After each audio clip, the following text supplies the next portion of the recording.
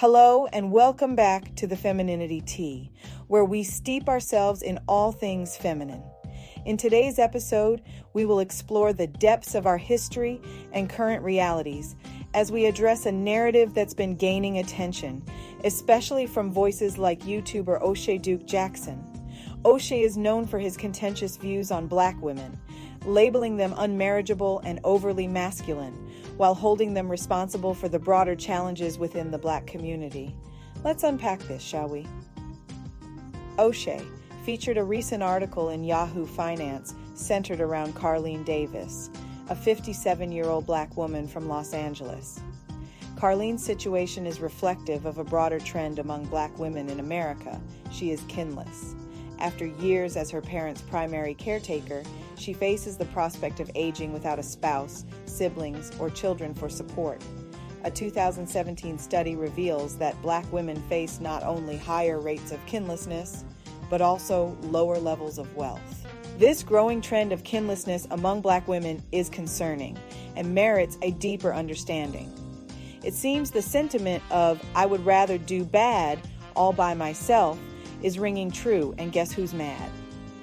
While the future of Black women is a topic of concern for various reasons, this article could be approached from multiple angles and with numerous considerations in mind. Here's an important statistic to consider. The Black community as a whole is projected to see significant increases in the percentage and number of individuals who are kinless, defined as being without a partner or biological children, between 2015 and 2060. For Black men, the percentage is expected to rise from 9.7% to 12.6%, and for Black women, from 10.5% to 15.1%.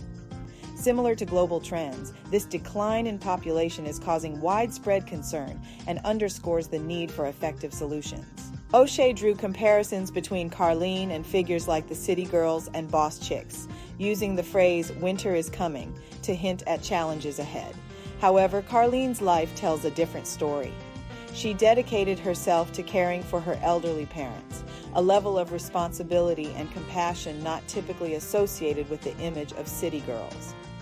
This sort of selfless caregiving is an admirable trait, often overlooked, yet prevalent among many Black women like Carlene. They prioritize the needs of others, sometimes at the expense of their own well-being.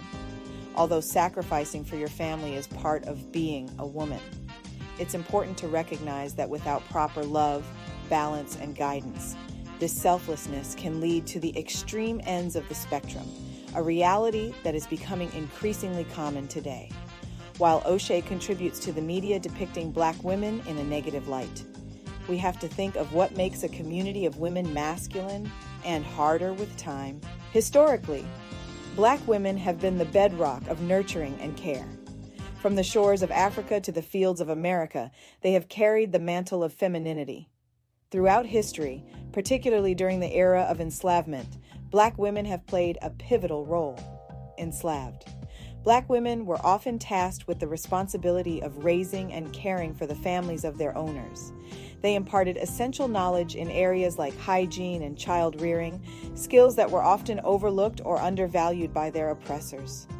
In these challenging circumstances, these women not only sustained the lives of those in their immediate community, but also influenced the domestic practices of the households they served.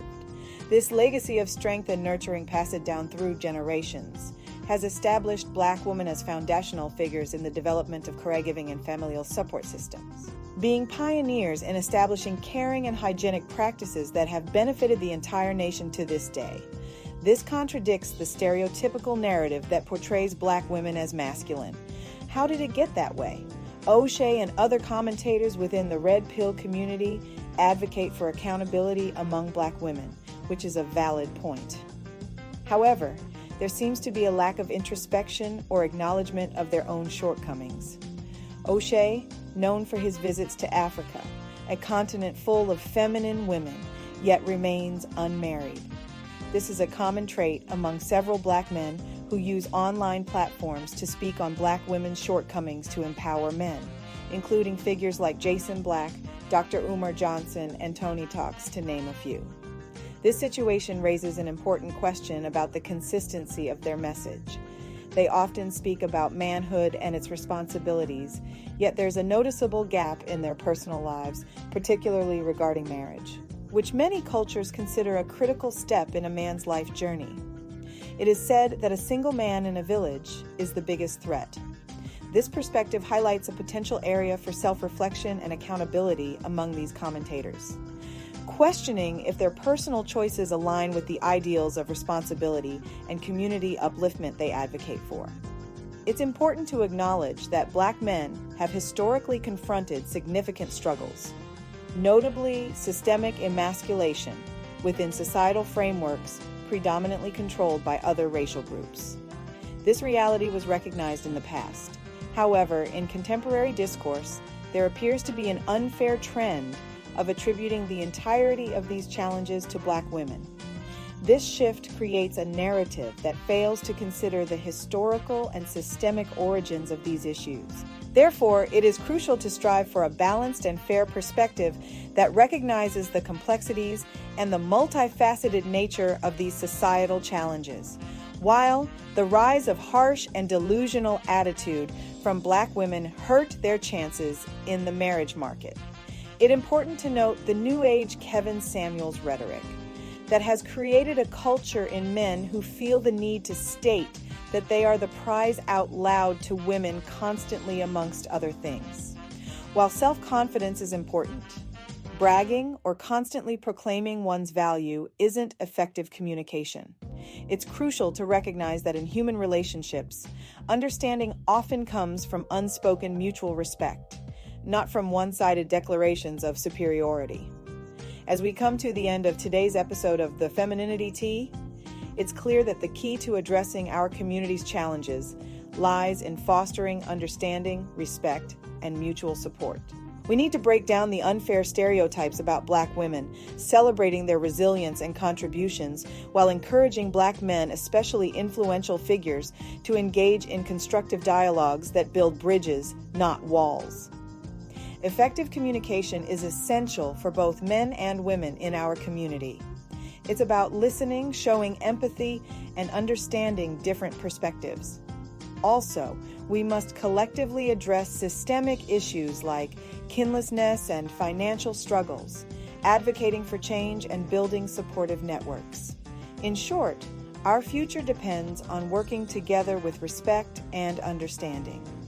By honoring our shared history and collaborating towards common goals, we can create a future where Black men and women flourish together. This is the true power of community and empowerment. Thanks for tuning in to the Femininity Tea, where we blend discussions with solutions for a stronger tomorrow.